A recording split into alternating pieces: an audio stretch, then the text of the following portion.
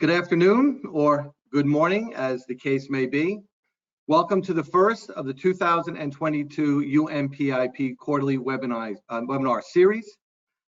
My name is Frank O'Brien. I am a benefits educator here with Wespath Benefits and Investments, and I am joined today by Bob Christophel, who is the Manager of Benefits Education, and Sheryl Hatcher, who is our Senior Benefit Plan Specialist, and Sheryl really helps us out with all of the stuff that goes on behind the scenes. Bob and I are actually coming to you today from beautiful Wilmington, North Carolina. He and I both had the privilege of being in Kentucky for their retiree benefit summit that they had Monday and Tuesday. And then tomorrow and Friday, we will be doing the retiree seminar for the North Carolina annual conference. So as you can see, we are sitting today in hotel rooms coming to you. I will begin this webinar. I'll do the first half of it, and then we will transition over to Bob. The individual who on this page is not with us today is named Todd Creviston. Excuse me, I have to get my deck moving. Is Todd Creviston. Of the four of us, as we go through this series, two of us will probably be on each one of those as we go forward. So you'll be seeing one or two of us throughout the course of the webinar series. A few housekeeping items before we get started. There is a question box. Feel free to ask any questions that you have during the course of this webinar. We will try to keep pace throughout the webinar to answer your questions right then and there, but if not, we'll get back to you in a day or two by email. This will be recorded. So you will receive an email from us with a link to the recording as well as a PDF document of this presentation. You can see on the toolbar there are some attachments. We have the UMPIP at a glance, LifeStage Solutions, EY Financial Planning, the Contribution Election Form, and the incoming rollover form. So we're thinking as a result of today's webinar, you may have some action steps that you want to take care of. If you want to change your contribution election, you want to roll money into the plan, you want to start thinking about LifeStage or EY, you have that information available to you.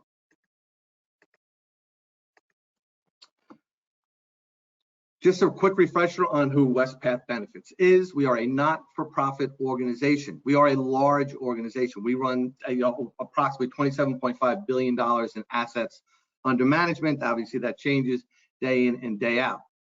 So we are a very large pension board. We are the largest pension board in the country, if not the world. And we service over 100,000 participants, and they are new clergy just going into ministry, clergy going into retirement, anywhere in between, laity that supports the annual conferences or any of the agencies of the United Methodist Church, as well as surviving spouses. So all of us are kind of baked into that 100,000 participants. And what we do is we're caring for those who serve by providing investment and benefit services that honor the mission and principles of the United Methodist Church. Last year was the first year that we took a unique approach to our UMPIP webinars. Instead of periodically repeating the same one over and over again, last year we experimented with breaking it out into topical points of interest. So the first webinar we did was similar today, an overview of UMPIP. And then in June, we focused on saving and investing, the types of contributions and funds available to you in more detail. The third quarter, we focused on plan and account management and account access while in ministry or in service, distributions and loans, and also what happens in retirement. And then we wrapped it up at the end of the year with some financial planning, retirement income planning strategies that was provided by EY Financial Planning Services. We took a survey at the end of the series last year, and we got some very good feedback about the series in general, and people came back with some suggestions as to what they would like to see going forward. So what we've decided to do for this year is at the end of this webinar, we're going to send you in these emails that are going to go out to you a link to a survey. Please take that survey. We always want to know how we're doing relative to providing you with services. But also in there will be the ability to make suggestions as to what you would like to see in future UMPIP webinars or retirement savings, retirement income type webinars. So we have the savings and investments, the account access and all of that. But what we'd like you to do is give us suggestions as to what you would like to hear in the future. And then we'll take some time to coordinate, consolidate, get that together, and come out with some topical webinars as we go along. But again, this really is in the context of retirement savings and UMPIP, but any other suggestions you have that may go elsewhere, we will certainly forward on to anyone else. Just want to make sure I carried that completely. So please, we really do want your suggestions. Last year, this series was very successful. We had 1,061 people actually watch the webinar. And with that, we had many, many people that went to 3 or 4. So we're hoping this kind of gets some traction as an ongoing event for all of you. For today's agenda, we will do a review of UMPIP. I will go through what is UMPIP and the contribution accounts available to you, as well as the investment options that are made available to you, the Wespath family of funds. And then I'm going to transition over to Bob, who will talk about account access and the participant experience, the resources that are made available to you. But just before we get started into UMPIP, I do want to point out that we have another big event coming up, April 25th to 26th, and it's called Delivered to You. This is the 4th iteration of Delivered to You, or DTY, where we put out a program over 2 days that's intended to reach the entire population of our participants. And the focus on this particular event is on the 5 dimensions of well-being: spiritual, emotional, physical, financial, and social. So within the context of all of those 5 dimensions, you'll have topical points of interest that you can listen to and get some information on around how we can all do better with our 5 dimensions of well-being. So UMPIP, or UMPIP, the United Methodist Personal Investment Plan. What is it? It is a defined contribution 403B plan. Many of us think about 401k plans in the parlance of today, but the 403B plan is what we as a not-for-profit organization use. There are some differences with a 401k, but generally they look and feel about the same. It's a defined contribution plan because the IRS, and I will get to this, the IRS defines for us how much we can contribute each calendar year into a retirement plan such as UMPIP. This is an account balance plan. Contributions are coming out of your pay each payroll cycle and going into an account in UMPIP, invested either according to your own wishes or using LifeStage Investment Management. That contribution continues ongoing. That account balance will grow over time. The UMPIP can be structured to receive employer contributions, matching and or non-matching contributions. But really the emphasis for us is to have you engage in this plan on your own and contribute and maintain observation of the investment funds and the account balances that you have going forward. It is a participant-directed investment. You'll have 2 ways in which you can manage your investments. You can self-manage, where you look at the Wespath funds and decide how you want that contributions and those accounts allocated in those funds, or LifeStage Investment Management, which I will talk about momentarily. Within UMPIP, you have options, you have choice. You have different account types you can use. Again, you have the investment funds, and over time, you'll have options and choice in terms of how you want to access the account for various reasons, either in service or in retirement. And it is defined and regulated. This is a plan that is governed by law and regulation, and really through the IRS. So the participant contributions, you can begin to contribute out of your own pay into the UMPIP plan upon your hire. You do not have to wait for a period of eligibility to expire before you can begin contributing. So if you were thinking about that, please, you can enroll and begin to participate right away. It's your plan. You decide how much to contribute. Do you want to contribute a percentage of your pay, or do you want to contribute a particular dollar amount from your pay? So 3% of your pay or $100 of your pay. I will say that we in the retirement industry will emphasize do it on a percentage level, because you get wage increases over time. And even if you're not really ready to put in more money into the retirement plan for other reasons in your household, at least when you get a raise, some of that will go into your plan because you're going on a percentage basis. If you're doing dollars, you have to remember to go back in and change that dollar amount. You determine how to contribute and what to contribute to. And again, as far as the investments are concerned, it's participant directed. You can self-manage and select the funds you want to invest in, or use LifeStage. There are 4 contribution accounts that you see in front of you. Really the 3 on that arc over, the before tax, the after tax, and the Roth, I will speak as ongoing participant contributions that come through your payroll into the retirement plan, and I'll review those. The last one on the lower right is the rollover contribution. I will spend some time on that, but that's not a per payroll type of contribution. That is monies that you may have with a prior employer or in a traditional IRA that you want to consolidate into the UMPIP, and you would roll over that money to UMPIP. With the contributions and the contribution types that I'll review, you have tax efficiency strategies available to you. If you avoid taxes now through the before tax contribution, that money's going in before tax, you get more net pay. Or you can avoid taxes later by using the Roth account that I will review. And again, you have that rollover option available to you. So the before tax contribution, the word's kind of telling us what's happening here. You get your monthly pay. You tell us what percentage or dollars you want to go into the UMPIP. We will take that out of the pay. We will put that into UMPIP and then take federal taxes, state taxes if they apply, out of your pay. And again, the net result is a little more take-home pay.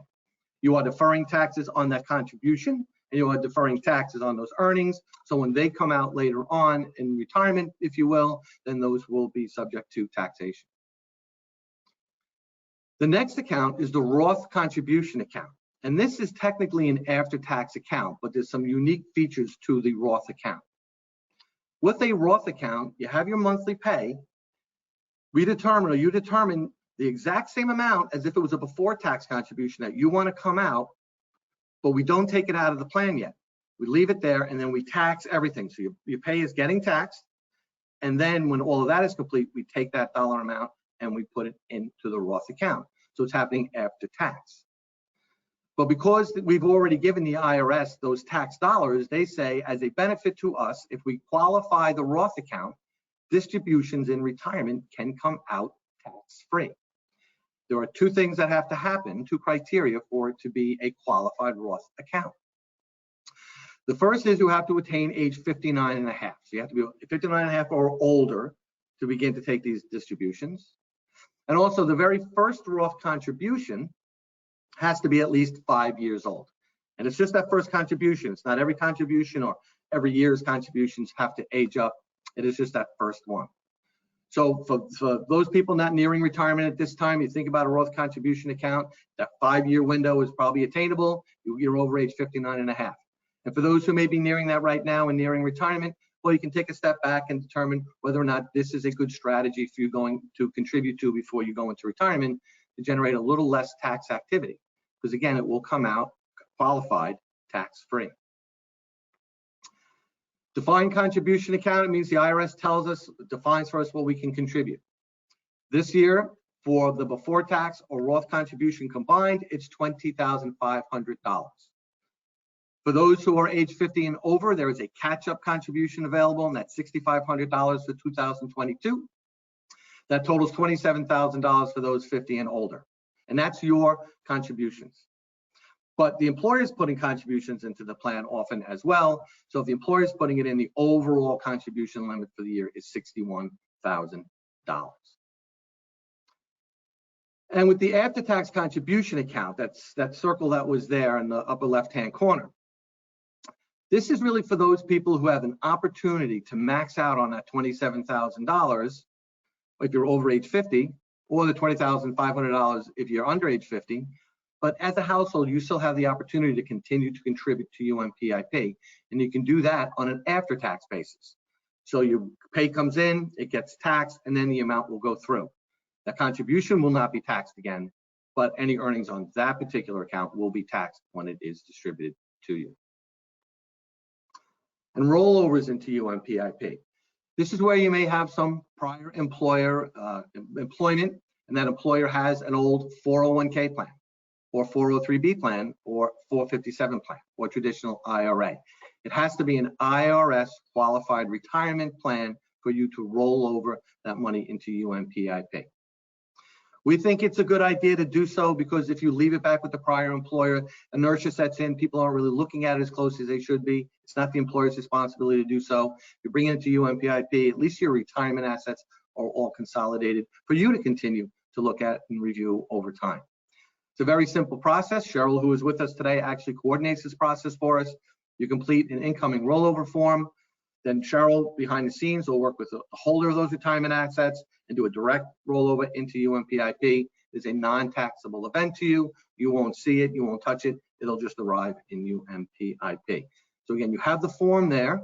If you want to think about the different types of contributions I just reviewed, before tax, Roth, and also we have a form there if you're like, maybe now is a good time to roll over that money into UMPIP. Next, we'll talk about the investment options. You're contributing dollars into the plan and they're going into the investment fund, so we'll spend some time on that feature. First, there are the benefits of investing with Wespath. We practice sustainable investing, and for us that means two things. First is sustainability over the long haul, and we've proven we can do that. We're doing that today, and we have every intention of doing that long into the future. We are 115 years old or more. But also we practice sustainable investing in terms of environmental, social, and governance principles that drive investing in today's environment. So we look at it to not only to hold up over time in sustainability, but also to uphold the values of the United Methodist Church. The funds I will review with you are diversified investment options. You can see a range of funds. We have competitive returns relative to benchmarks. So we do compare our funds to similar funds in the marketplace to ensure that our performance is matching or doing better than our peers in the marketplace. We have low expense ratios and no commissions. Part of the reason why we have competitive returns is no one at Wespath is receiving any commissions. We're not for profit. There's no stakeholders, no shareholders getting any of those monies. We make every attempt to make sure that that money stays where it belongs, which is in our accounts in our investment funds. And then you will hear about LifeStage investment management. So the impact of investing with Wespath, again, we do practice sustainability. We are concerned with climate change, environmental injustice issues, diversity, equity, inclusion, housing, the opioid epidemic, human rights, and many other issues in today's society where we only want to partner up with other governments or corporations that also have a sustainability philosophy built into their charter, if you will. We in Benefit Education tell people all the time there is a plethora of information that is available to you on wespath.org. Here we're just looking at the investments, but all across the board for our plans, our programs, etc. You can get lots of information from wespath.org. Relative to the investment funds, these funds do get priced every day, so you can see the daily value.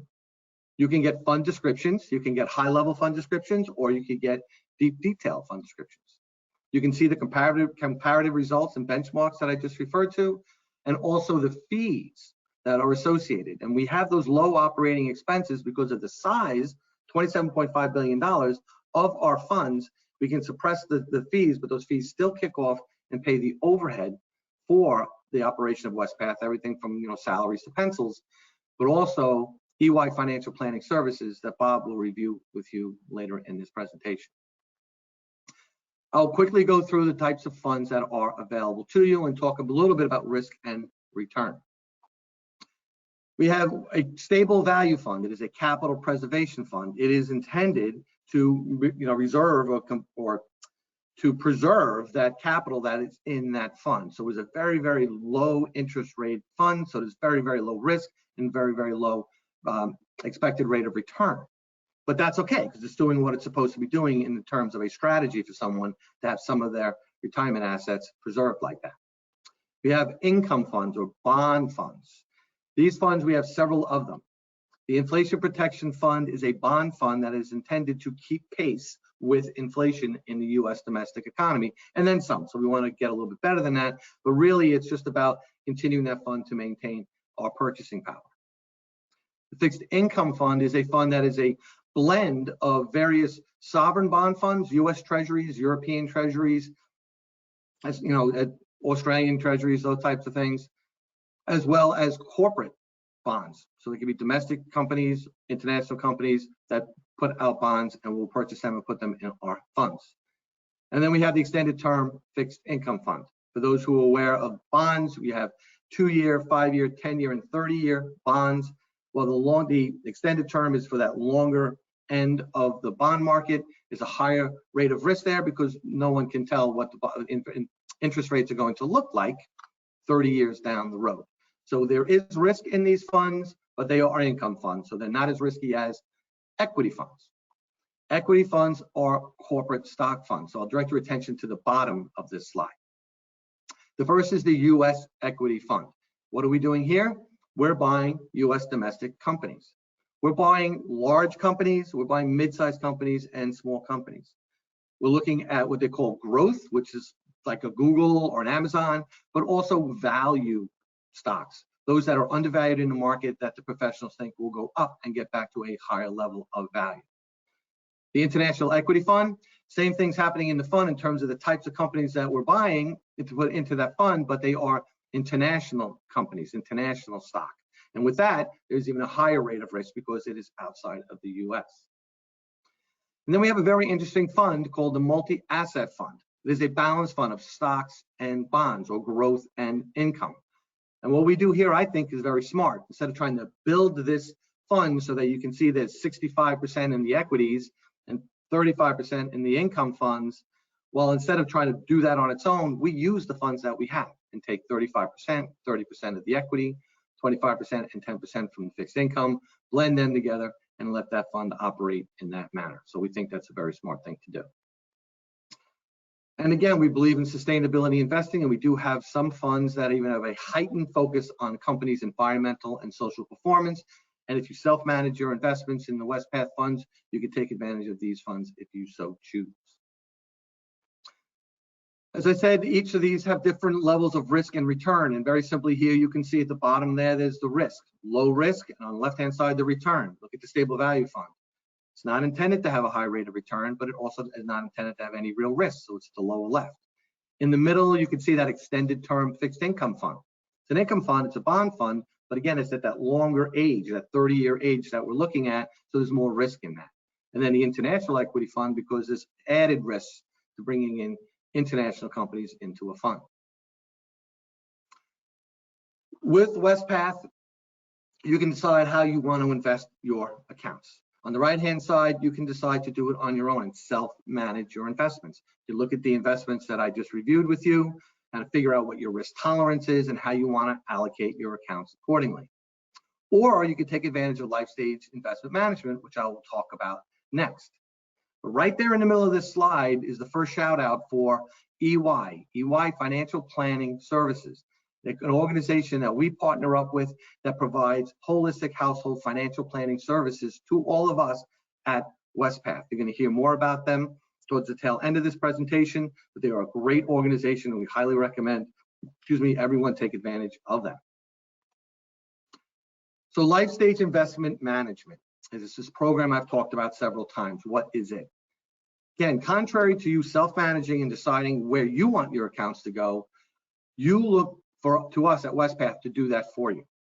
So we generate a personalized investment management tool for your account balances. We look at you on our records to determine certain things. What's your age? What's your expected benefits commencement date? If you don't tell us, we'll use age 65, Social Security benefits, Wespath benefits, and your risk tolerance. Your risk tolerance as an investor. Are you a conservative investor, a moderate investor, or an aggressive investor? And if you're not sure, you can use tools available at EY to get a survey of yourself to determine what type of investor you are. Then when we get that information, we put your accounts on autopilots. We put you into LifeStage Investment Management, let's say, for example, at a 75-25% equity and fixed income. And what we'll do over time as we age up is continue to adjust it so that the equity comes down and the fixed income goes up over the horizon towards retirement, because we want to get your accounts to, into, and through retirement. So we do that for you over time. And again, these are tailored allocations for you.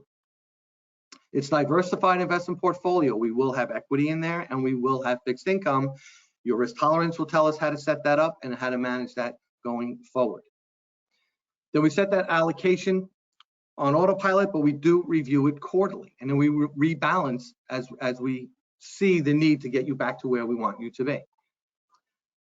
And we will do this during your active service and in retirement. That LifeStage Investment Management Program goes right through retirement for your account balances that you leave with Wespath. And then we have the rebalancing. So what are we doing here? Well, we put you into an account at 75-25. It went to 80-20, 4 times a year based on your birthday. So quarterly, we will look at your account and say, oh, you're 80-20, we want you at 75-25. So we will make the trades. We'll sell off that 5% and buy the 5% here and move you up. So what are we doing? We're selling high and buying low. And if this comes out of sync this way, we'll do the same on the fixed income side. Sell some of that to go back into the equity side to get you back to 75-25. And by doing it that way, history tells us that we receive a higher marginal internal rate of return out of your investments because we're managing it that way. We're not just looking at 75-25 and say, we'll look at you again in 5 years. We're continuing to look at the accounts and manage the accounts going forward. The investment profile. The investment profile is a form that you can fill out. It is also available to be filled out on Benefit Access, where you tell us how you want your LifeStage investment management account to be set up. And on here, you can tell us whether or not your risk is conservative, your risk tolerance is moderate, your risk tolerance is aggressive. So for some who might have a question about how do I interact with my accounts to understand whether or not I am as conservative, for example, as I want to be, well, one way to do that is to look at how you have your LifeStage investment management profile set up. If you want to be more conservative and you look on Benefit Access and you're moderate, complete that form and we will make you a conservative investment going forward. If you're self-managing, then I would recommend you call our participant solutions area, get to the investment side, have a conversation, or with EY Financial Planning to determine how best to allocate your accounts. Again, that matches up to your risk tolerance, and it is all about sleeping at night. Now, at this point, I will transition over to Bob, who will go into account access and participant experience. I hope you all do respond to the survey. We really do want your feedback. We don't want to decide what you want to hear. We would like to work off what you would like to hear. So with that, Bob. Thank you, Frank. We received a lot of really good questions in the question box. I tried to keep up as much as I can. Frank, some were very individual, personalized questions, and I would encourage those folks maybe to give a call to our Participant Solution Center to address those very specific areas. A couple people asked about contribution limits. If you are under the age of 50, the basic contribution limit is $21,500. And if you are over age 50, it is $27,000 as a limit. Someone asked about doing a joint IRA Roth account. There are no joint accounts in IRAs or 403Bs like UMPIP. We're going to talk about accessing your account. Frank, can you see the screen okay? Yes. Excellent. You know, we often get asked when we do consultations or on-site seminars, you know, how can I access my account along the way? And we know that life happens along the way, and you might need to have access to your account at some point in time.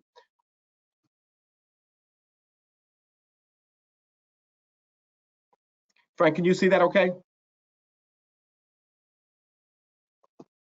Hold on. Yeah, we can. Okay, great. So we're going to cover a couple different things, but I would recommend, you know, if you are having a difficult financial circumstance, if you're active and you think you need to have access to your account, to pick up the phone and call our Participant Solution Center at Wespath.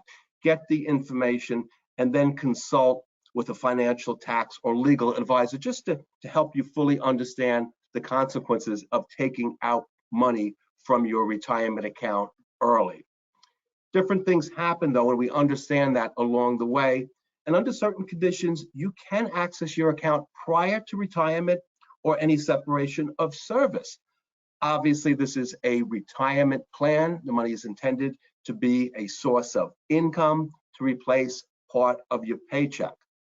But there are hardship loans that are available, and those are important because they help our participants.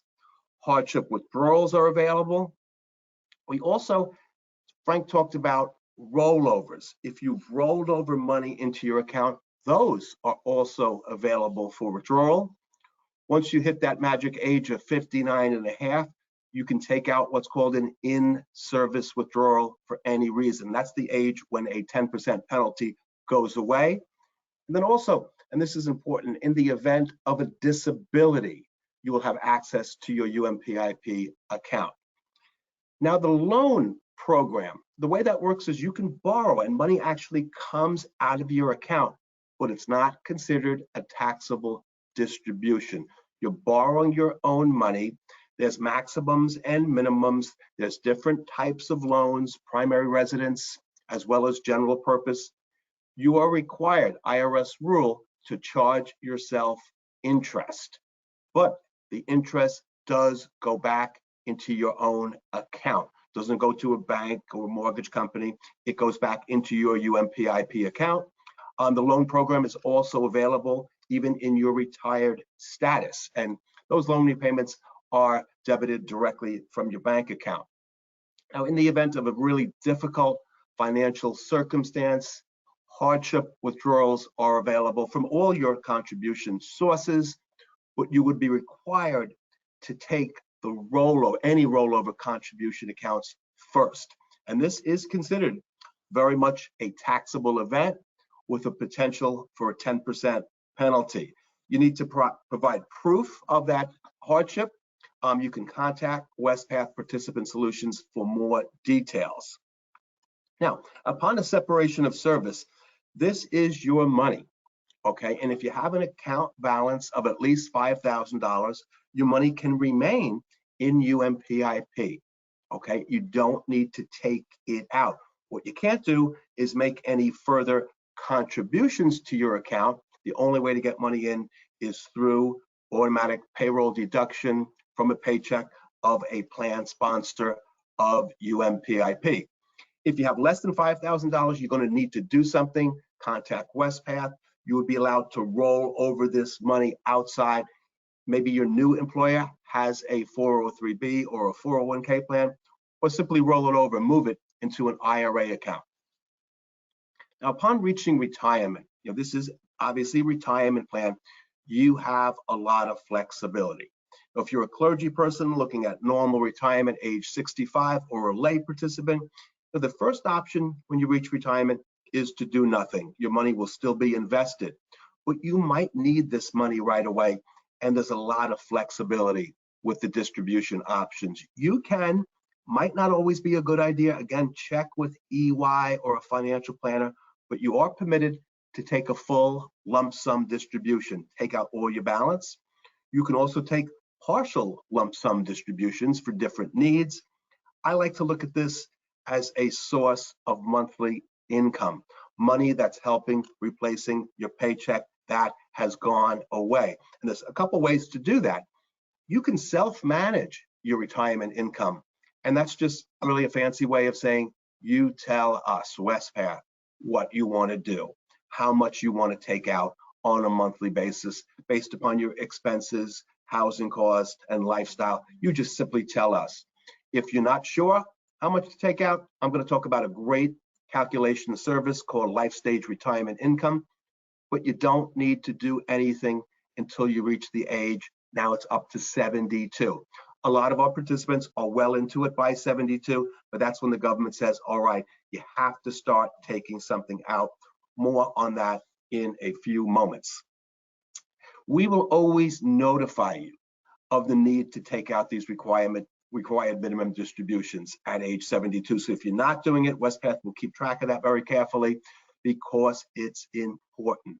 You would be subject to a 50% penalty if you don't take out that RMD every year after attaining the age of 72.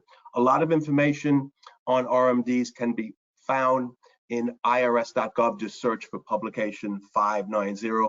It has the exact distribution tables that Wespath and other financial institutions will follow to calculate those required minimum distributions.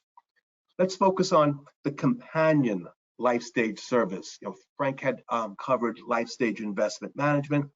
This one is LifeStage Retirement Income, and it helps you calculate how much you can take out of your defined contribution account or if you're a clergy person, your consolidated defined contribution accounts, including the Clergy Retirement Security Program, defined contribution, and part of your ministerial pension plan balance.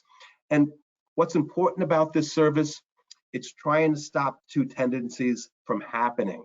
The tendency, and I've seen this for some participants in corporate plans, especially I've seen, is to take the money out too fast and then it's gone.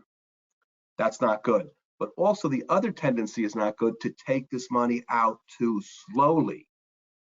LifeStage will calculate an appropriate amount that you can take out from your balance or consolidated balances so that this money approximately lasts you and your spouse's lifetime. It'll calculate this within a payment safety zone and give you somewhere in the middle of that safety zone so that every year it can make adjustments to your income with the intent to give you an annual increase in the amount that you're receiving on a monthly basis. And that calculation is done in November, and the new adjusted amount begins the following January. When you're setting up LifeStage, you can also elect what's called a reserve fund, or I like to call it a rainy day fund, where you can set aside up to 20% of your balance so it's not included in the original calculation to get the monthly income. And why is a reserve important? Well, for a couple of reasons. If you have any unexpected expenses that come up, you need a partial distribution, you can simply take it out of the reserve account, and it won't interrupt those monthly payments that you've come to rely on and expect, because it was never included in that original calculation. Now, we do have coming very shortly some really exciting optional new features of LifeStage retirement income. And if you're eligible for those optional features like a Social Security bridge and a longevity income protection annuity, you will receive communications from Wespath. If you're retiring this year, there'll be advanced modeling available for you in benefits access beginning in early April. So let's talk about some of the services and tools that are available to our participants. Benefit Access is the portal where you can find all of your information. We have made Benefit Access easier than ever to register, and there's tools in there like benefit projections and retirement readiness tools. The benefit projections focus on what income will look like from UMPIP, or if you're a clergy person and have other plans at Wespath, what income will look like at a particular date and time. The retirement readiness tool is looking at projected expenses and trying to identify a gap. And in retirement planning, a gap is not a good thing. It's the difference between your projected income and expenses. And if you see this gap, you want to take action to help reduce or actually eliminate that gap. We'll talk about EY Financial Planning Services, which is just a great resource for our participants. If you're like me, you like to read your quarterly statement. Many of you are getting those statements electronically. They're available online, and they have a tremendous amount of detail about your personal account, transactions, contributions, investment performance, how your asset allocation is. Someone had asked in the question box about LifeStage. How do I know if I'm in LifeStage? Go to page 3 toward the bottom, and it'll say you have elected to self-manage or you have elected to use LifeStage investment management service. I and many of you have called EY Financial Planning Services. Sometimes I get told, well, Bob, I have a financial planner. Well, this is a second one, and it doesn't cost you anything. But there's a lot of really great things about the EY program. The ones I like in particular is that it's confidential. EY has nothing to sell you. I think that's important. And it doesn't have to be specifically about Wespath related topics. You can speak to a financial planner on an ongoing basis. In addition, the EYNavigate.com website is a terrific resource available to our participants. If you're a clergy person, it has specific information on clergy issues on that website as well. The financial planner line, they have long hours, 8 a.m. to 7 p.m. Central Time. And this is just a sampling, yes it is, of some of the consultation topics with EY. And again, doesn't have to be related to retirement or Wespath. They can help you choose investments if you're self-managing.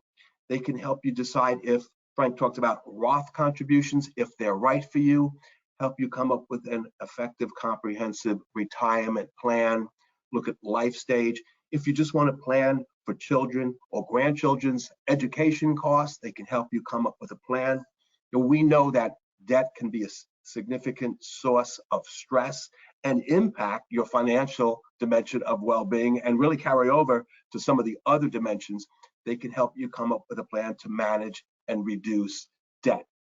So let's think about some takeaways from the first installment of the 2022 quarterly webinar series. If you have not yet enrolled in UMPIP, consider it carefully. If you have someone you trust, your spouse, a financial planner or advisor, a tax person, ask them about these plans. I think they'll encourage you to participate. Think about your contribution strategy. If you are active in UMPIP, when is the last time you thought about how much you're contributing from your paycheck, but also how is it coming out of that paycheck? Are you making it before tax, after tax, Roth contributions? If you've never thought about Roth, maybe pick up the phone and call EY. They can determine if Roth is beneficial to you. So there's just a lot of different things that EY can help you with, including that Roth contribution. Get onto benefit access every once in a while. Take a look at your accounts. Keep in touch with us at wespath.org/events for future webinars on many different topics. We know that the second installment, which we're building based upon the survey and the feedback that we get from the over 300 people on this webinar right now, what topics do you want us to really drill down on, to focus more on? The next webinar is going to be June 22nd at 1 o'clock Central, and you can register at wespath.org/events. This is the resources, the phone numbers and websites that are very important. Any of the information or attachments we send out to you will contain this information. I encourage you to take the step and utilize these important resources. Now, in closing, some exciting news. Frank had mentioned in late April, the 4th installment of Delivered to You, that virtual event. We are pleased to announce that in 2022, we are going back to our signature on-site events, the Clergy Benefit Academy for clergy 40 and over, and the Rev It Up for Lifetime in Ministry for clergy 39 and under. We haven't had an on-site Clergy Benefit Academy since February of 2020, so it'll be almost 3 years, a good solid 2 and 3/4 years. And what we're doing this year is putting those events in the same week, kind of back to back. These are 2.5-day on-site events. They'll be in Broomfield, Colorado, outside of Denver. From Monday to Wednesday afternoon will be what we call the CBA, the Clergy Benefit Academy, and then we're going to go right into the Younger Clergy event from Wednesday afternoon, the 16th, to closing Friday when we send everyone forth on Friday, the 18th. So real excited. I want to encourage you to save those dates. Registration information should be available on our website in early May. So check back with us in May if you're interested in attending these signature on-site events. It's been a great webinar. We've had just such wonderful participation. I do want to thank you all for joining. We will follow up with any unanswered questions. Whether you're a lay participant or a clergy participant, I thank you for your service and I thank you for your ministry, and look forward to hearing your feedback so that we can build a great webinar series for you. Thank you.